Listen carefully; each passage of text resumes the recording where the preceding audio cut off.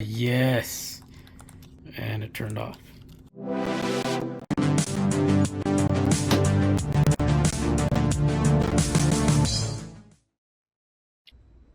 I received this Gameboy Micro a while back ago from a viewer. The main issue with it was that the backlight did not work. I had attempted to diagnose it and tried several different things, but never found the main problem until just now recently. It happened when I moved the main micro motherboard ribbon cable, and noticed the screen backlight blinked, turning on for just a second, which meant there was a broken connection between the two parts of the board between the ribbon. However, the ribbon is physically attached to the board without a ZIF connector, which meant I was going to have to solder wires to each appropriate end. To make the matters worse, I found that most of the traces were bad, so a significant amount of wires were going to have to be ran and soldered. I had to test out and find all necessary solder points from each trace using a donor board and a multimeter. I scratched off the ribbon surface to expose the copper traces in order to find where they led to. I then wrote down all connected endpoints so I wouldn't forget. After that, I started to run my first wires while removing the temporary previous ones. The wire I used for this was thin 32 gauge enameled wire. Alright, so now that I'm done soldering most of the wires, I'm going to go ahead and test it out. I am not done quite yet though, since I still need the wires for the D-pad. The traces for those aren't working either. And the traces I didn't solder yet are the main power for the backlight and the main power itself, because both of those have continuity on them.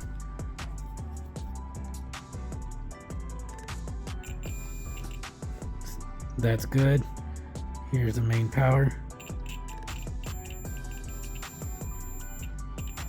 Continuity as well.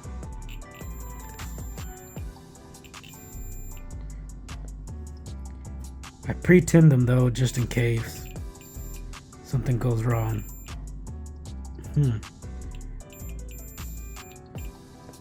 Previously when testing, I did notice I'd move it and turn it off, so I don't know if that main power is a little finicky, but I'll go ahead and test it out. Theoretically, it should work now, since all the necessary wiring is soldered.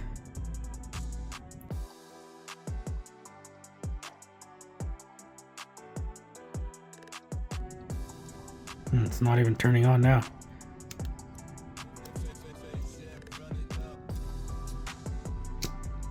Oh, great. So it's semi working. The screen is just blinking though, so that's not good. I also noticed the LEDs work now, so that's awesome. But man,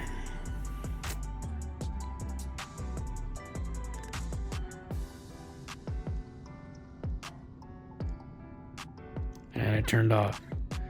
So that might cause an issue either way, so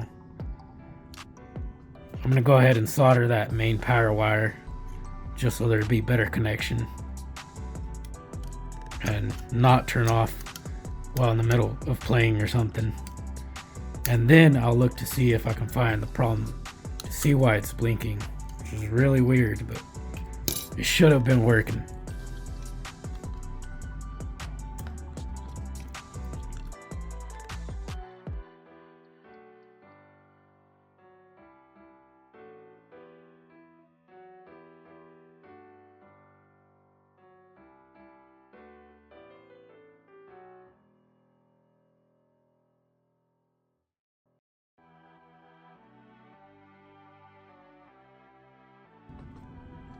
Alright, so now that that's done, I'll go ahead and test it out once more.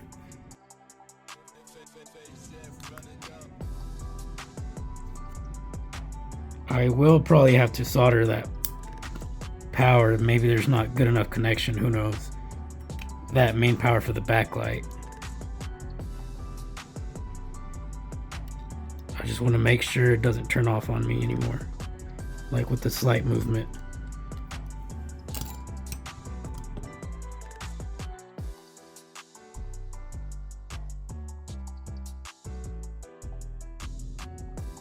Should have turned on right there, but Not sure why. Oh, yes. And it turned off. Not sure why it turned off this time. But it turned on for a second there. Let me see. Without moving it. Yes. It's working good now. Go ahead and pop a game in there and see how it does.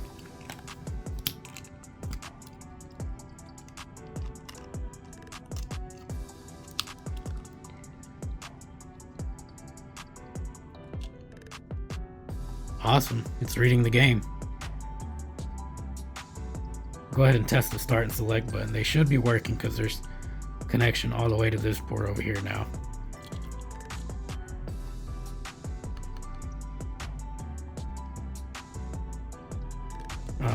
Man.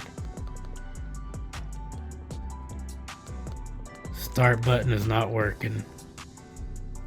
Which might be the select button as well. So the D-pad wasn't working for sure, I knew that, but now the start and select buttons aren't working either. Oh man. It might be the tactile switches though, I'm not too sure. We'll go ahead and check for continuity real quick and see what the problem is. I'm hoping it's not this ribbon as well. Because if it is, then that means I'd have to run a tiny wire also on here from this start and select board to the main board.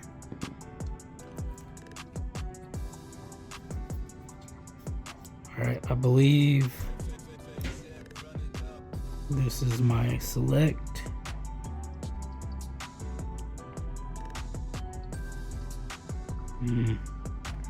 Maybe it's the wrong side. Nope. And this should be the start. I don't remember too well which one's the start select, but yeah, it's definitely these two, and there's no continuity right there. Dang it. Let me confirm on a good working board.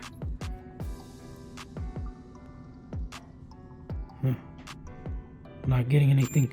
Oh, there we go, I am. Yep.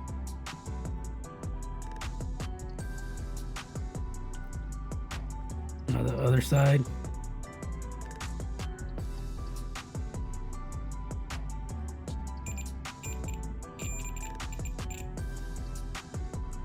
Having trouble getting connection.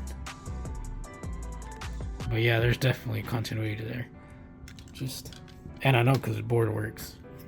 Let me try this one again. Maybe I wasn't pushing down hard enough.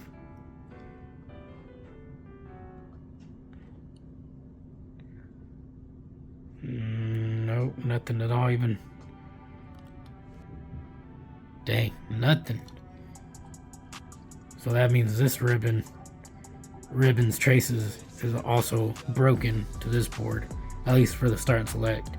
The LEDs seem to look like they're fine, and where the LED trace was broken was from this board to this board, because they weren't turning on before. But that just makes me have to run more wire. Oh well, but I'm just hoping it works when I do. But I mean, we got the backlight to work, so that's awesome so far. So what I'll do now is I'll probably run the D-pad wires first from the main board to the power switch board, and then after that work on the start and select. And if everything works all good, then I'll add the PCB mask to it and call it good. So now that I'm done gluing all those solder points, I'm gonna go ahead and put some solder mask on the exposed copper traces on the ribbon, and then cure it with some UV light.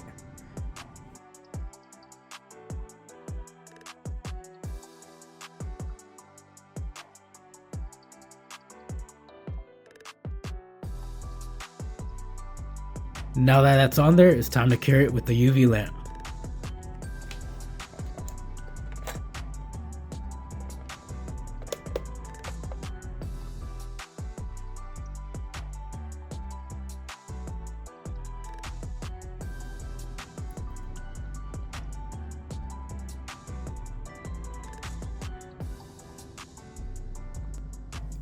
Alright, so now that's done, like 3 or 4 minutes. Go ahead and check it.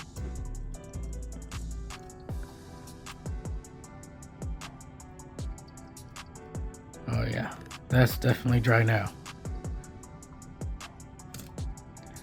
So now the only thing left to do is to put it back together. So I have all the parts necessary to build it back together here, including all the buttons, screws, little speaker. Hopefully I remember how to do this by memory, since it's been a little while since I worked on one of these. But here goes nothing.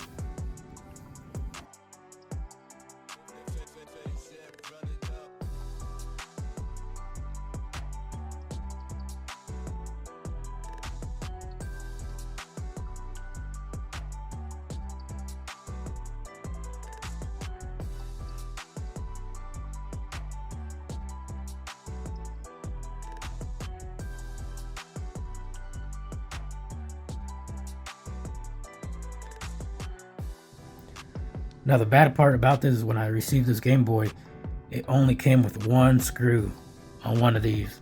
It didn't have any other screws. So I'm gonna have to look for a replacement one for now. See if I have any.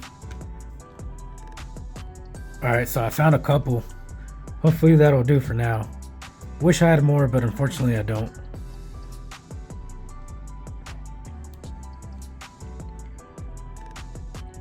And these are Phillips, so that means these are aftermarket, since the original are tri-wing, I believe.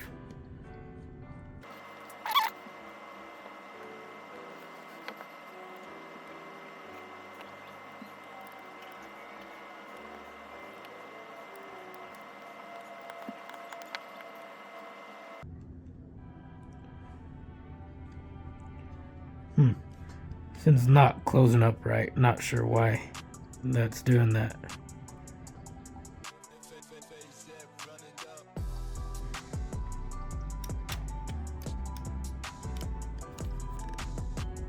After I was done putting it together, I figured out why it wasn't pushing down all the way. I completely missed a step. Those screws were supposed to be on top of this first. So I'll have to take them out and put them back in the right way.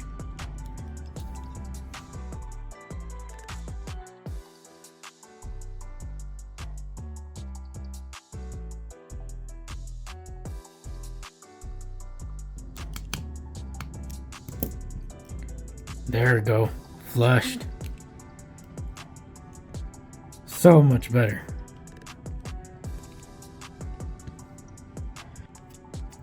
Alright, moment of truth. See if that did it. Awesome. Yes, looking good so far. We'll go ahead and test the buttons real quick using my easy flash.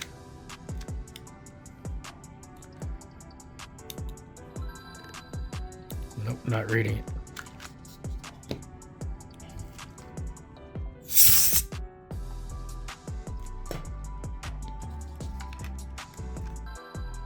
Huh, now it's reading it.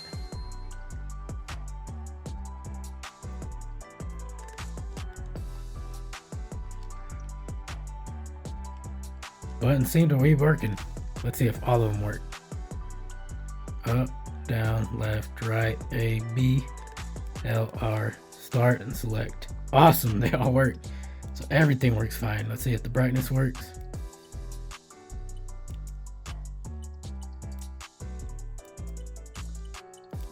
Can't tell a difference.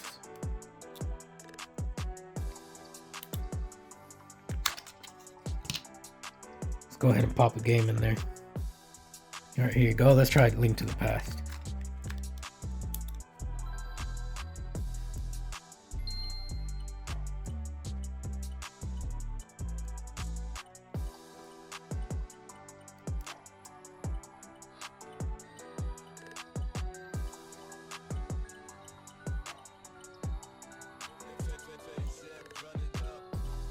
The brightness is slightly working. Just takes a little bit, I guess.